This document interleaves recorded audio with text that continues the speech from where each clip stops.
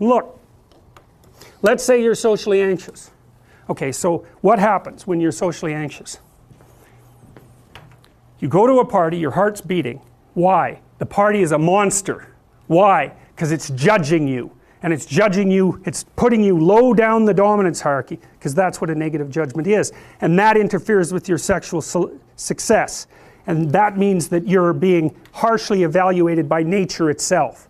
Right? So you are confronting the dragon of chaos when you go into the social situation. And so what do?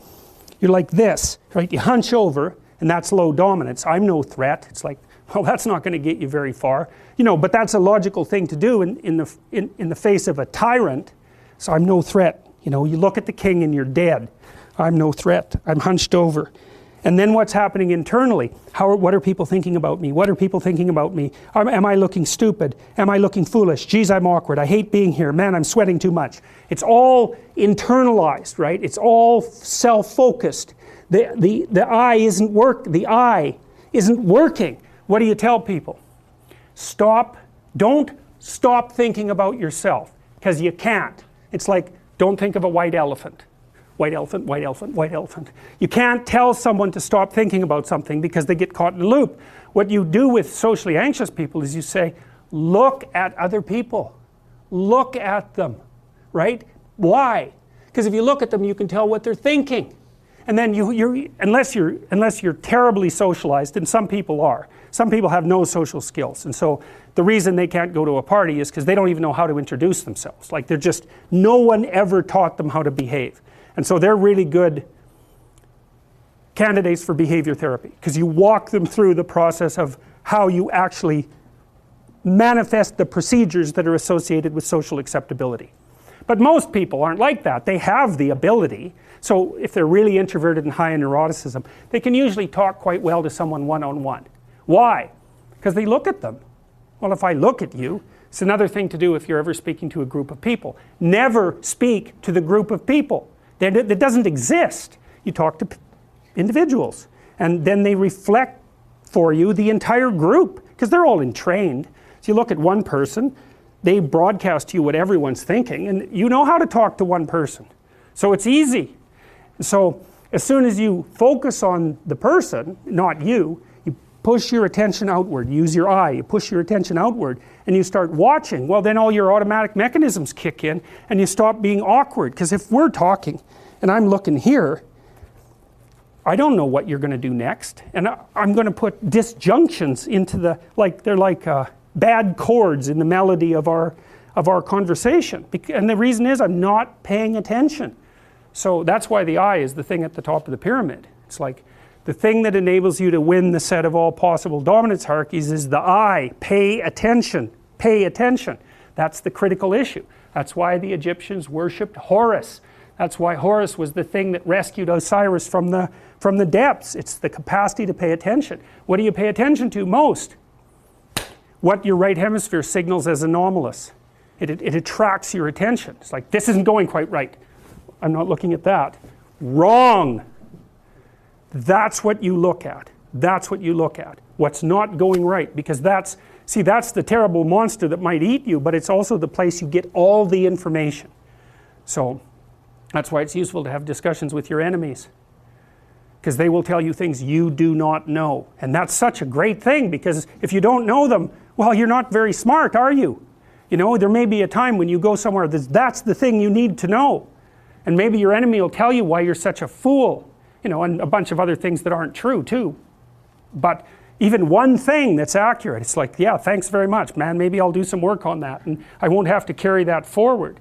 So, and then that's part of the reason, again, why the terrible predator, it's always the terrible predator that has the gold. It's like, it's the person who delivers the message you do not want to hear. So it's rough, but it doesn't matter. Life is rough. To move forward, you know. I mean, I've dealt with lots of people who have anxiety disorders, you know. And one thing about people who have anxiety disorders is they are not mysterious to me.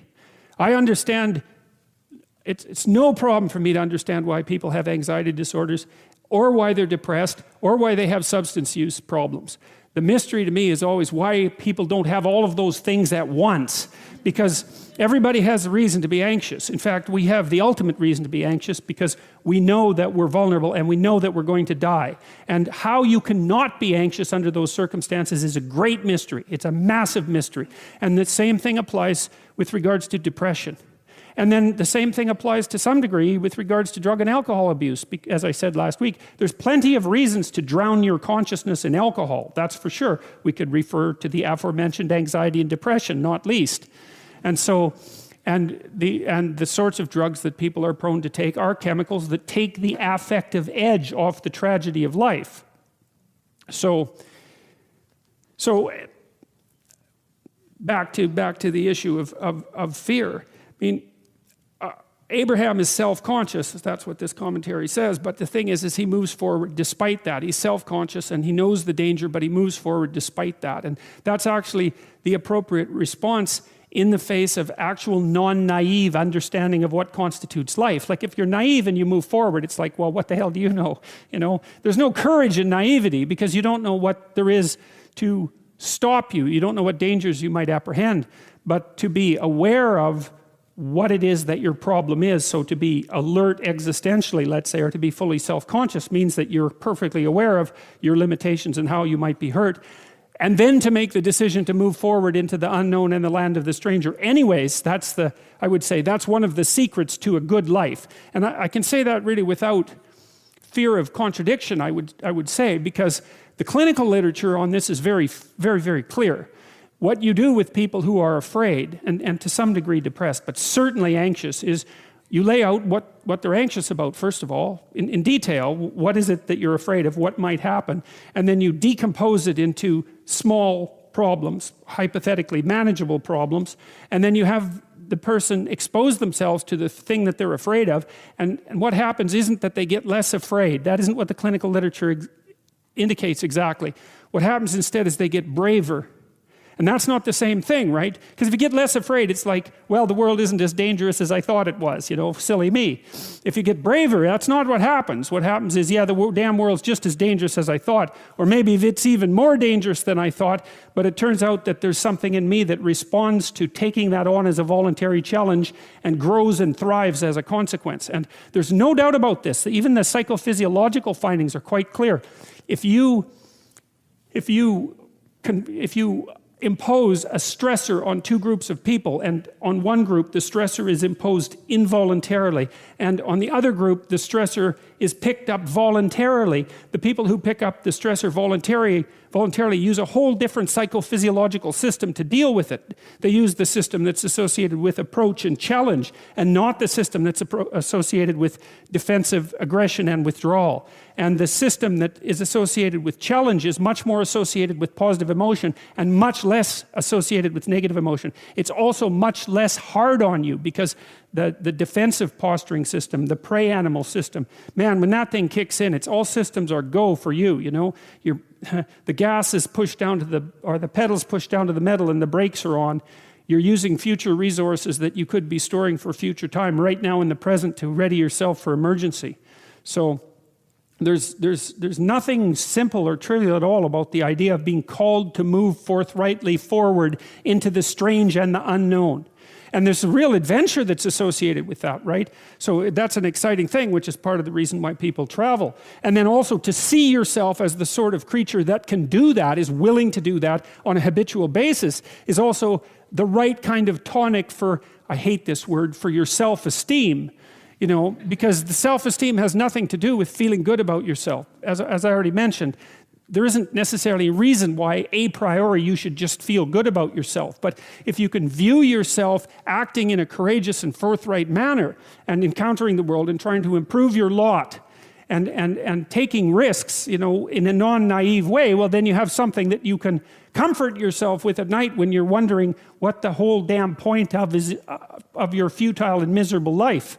And that's necessary because it's often the case that you wake up at 4 in the morning, or at least sometimes the case that you wake up at 4 in the morning when things haven't been going that well and wonder just what the hell the point is of your futile and miserable life. You have to have something real to set against that. It can't be just rationalizations about how, you know, you're a valuable person among others, even though that's true. That's not good enough.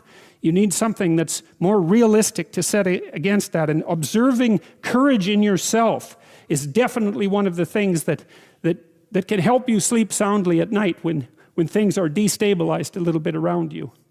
So.